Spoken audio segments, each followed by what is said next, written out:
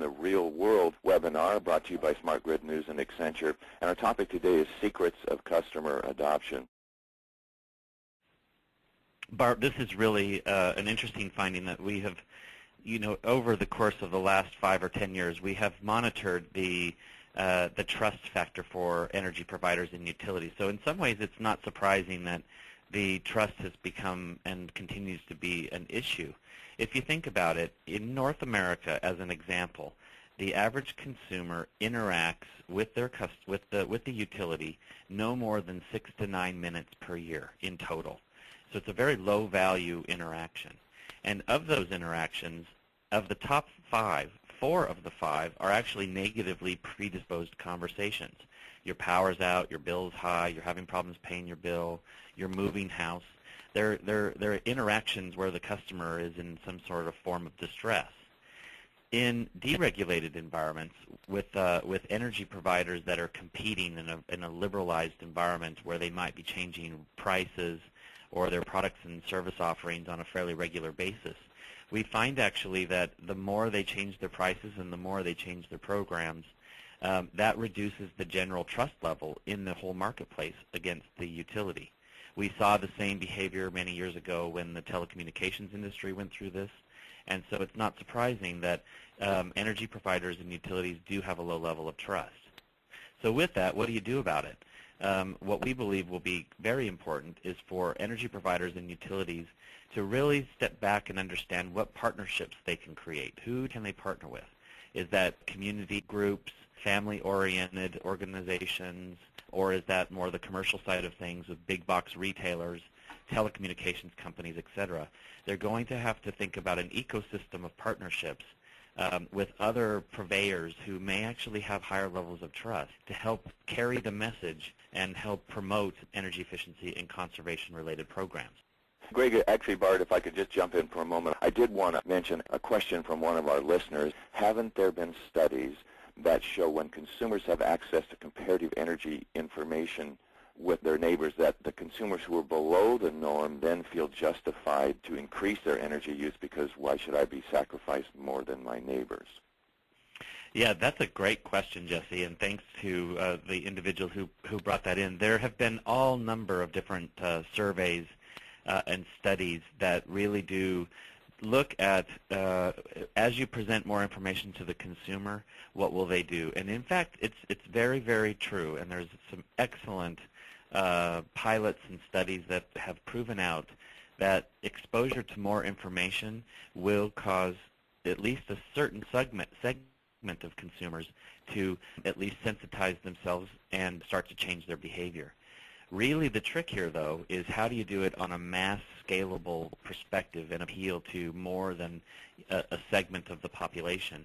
And as that information becomes more available, either in in-home devices or over the web or over mobile devices or even through the mail, there's going to be a need to, in parallel with that, provide much more education and information and to create more of a trusting relationship.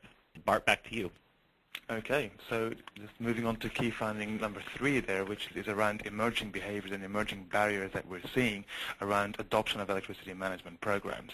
So quite unsurprisingly, price does remain a key factor, and consistently and on average across the board, it will encourage or discourage end consumers from adopting these types of programs.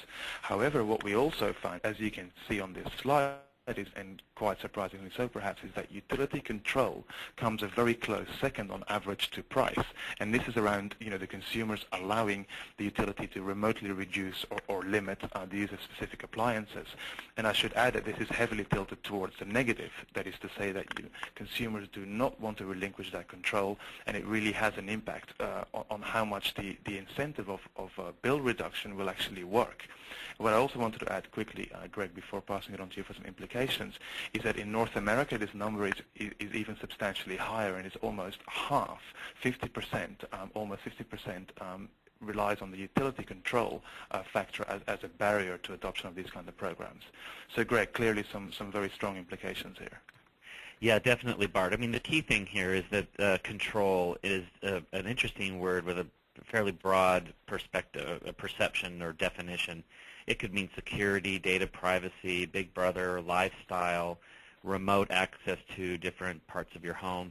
And really the key finding here is that there is some momentum with general residential people's concern around control and some of these products and prices. And utilities and energy providers will need to be careful of this and make sure that they develop programs that have opt-in programs, that they, again, educate their customers on the security and data privacy and related issues, and that they can develop a clear value proposition that does not lend residential customers to think that they're going to have to give up something from a lifestyle perspective. So back to you, Bart. Okay. This is the key finding around channel diversification and really focusing on the communication channels that consumers wish to engage over around these types of programs and products and services. So as you can see when the slide appears, is that the web is the #1 channel across the board, again across the spectrum of types of interaction scenarios. With the sole exception of the telephone, still a very popular channel in terms of actual support for programs and services. But most interestingly so, we see that in the person or at your home type of interaction actually comes a relatively close second for a lot of these types of scenarios. And I think that goes against sort of the traditional path that utilities have been moving down in the last sort of 10, 20 years. Greg, what do you think on that? Yeah, it's very interesting to see the diversification of channels. Some of this is not necessarily related to smart metering, although I think smart metering and smart grid have increased the momentum. But clearly the days of simply just sending a bill and having a call center are numbered. There's definitely the need for more channel diversification. Social media, mobile, web, in-home channels, etc., are going to be extremely important in providing information to people when they want their information. And that face-to-face, I think, is the other thing that's quite interesting. As you pointed out, more consumers are now interested in, believe it or not, a face-to-face interaction, especially during the education and information cycles, not necessarily later on when they're managing their own home energy and servicing it. So some fairly interesting findings here that really point to the need to have a very diversified channel strategy. And Jim, from a BC Hydro perspective, do you have any particular comments on this one? I just want to reinforce that it is surprising as well, but the face-to-face has really worked well for us, that you need to focus on. Even if we're doing everything right to get the message out, people still want a bit of that hand-holding, what's the next step I can take to make this work for me? So the face-to-face is really important. And then the other one, which everybody is well aware of, but the importance of having a coordinated campaign across all the channels really helps to break through, because we all know that it's hard to get our message out with all the other communication activities that are happening in people's lives. So that's all I wanted to add.